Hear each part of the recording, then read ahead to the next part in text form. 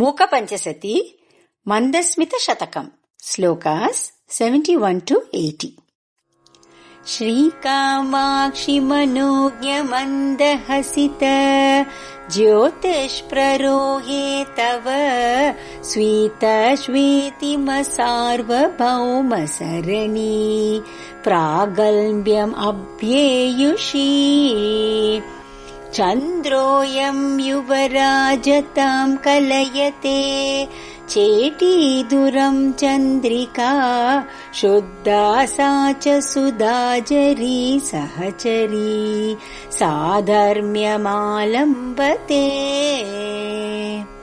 ज्योत्स्ना किं तनुते फलं तनुमताम् औष्ण्यप्रशान्तिं विना त्वन्मन्दस्मितरोचिषा तनुमताम् कामाक्षि रोचेष्णुना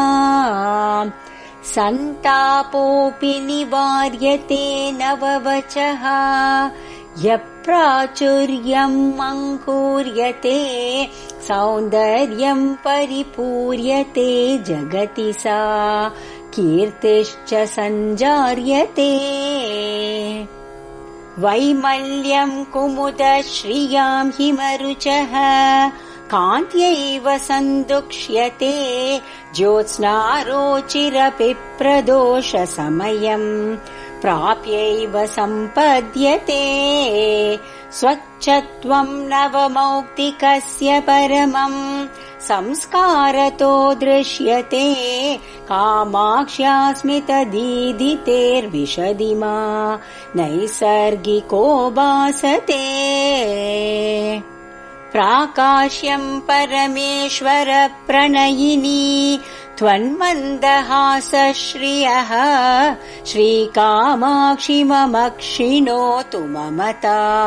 वैचक्षणीमक्षया यद्भीत्येव निलीयते हिमकरो मेघोदरे शुक्तिका गर्भे मौक्तिकमण्डली च सरसी मध्ये मृणाली च सा हेरम्बे च गुहे च हर्षभरितम् वात्सल्यमङ्कुरयत् मारद्रोहिणि पूरुषे सह भुवम् प्रेमाङ्कुरव्यञ्जयत् आनम्रेषु जनेषु पूर्णकरुणा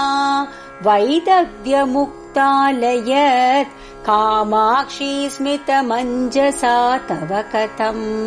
कारम् मया कथ्यते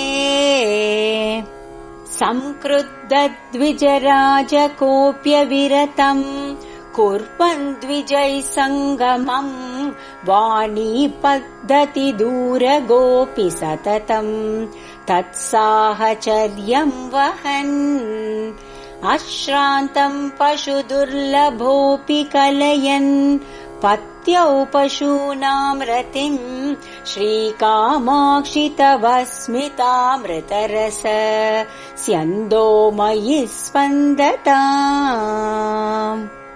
श्रीकामाक्षि महेश्वरे निरुपम प्रेमाङ्कुरप्रक्रमम् नित्यम् यः प्रकटीकरोति सहजाम् उन्निद्रयन्माधुरीम् तत्तादृत्तव मन्दहासमहिमा मातः कथम् मानिताम् तन्मूर्ध्नासुरनिम्नगाम् च कलिकाम् इन्दोश्च ताम् निन्दति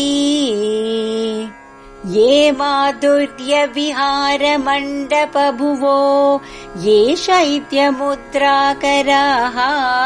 ये वैशद्यदशाविशेषसुभगा ते मन्दहासाङ्कुराः कामाक्ष्या सहजम् गुणत्रयमिदम्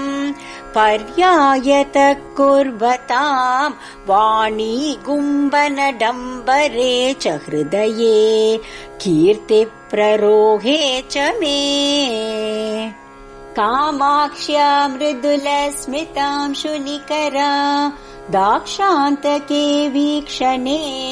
मन्दाक्षग्रहिलाहि मद्युतिमयूखाक्षेप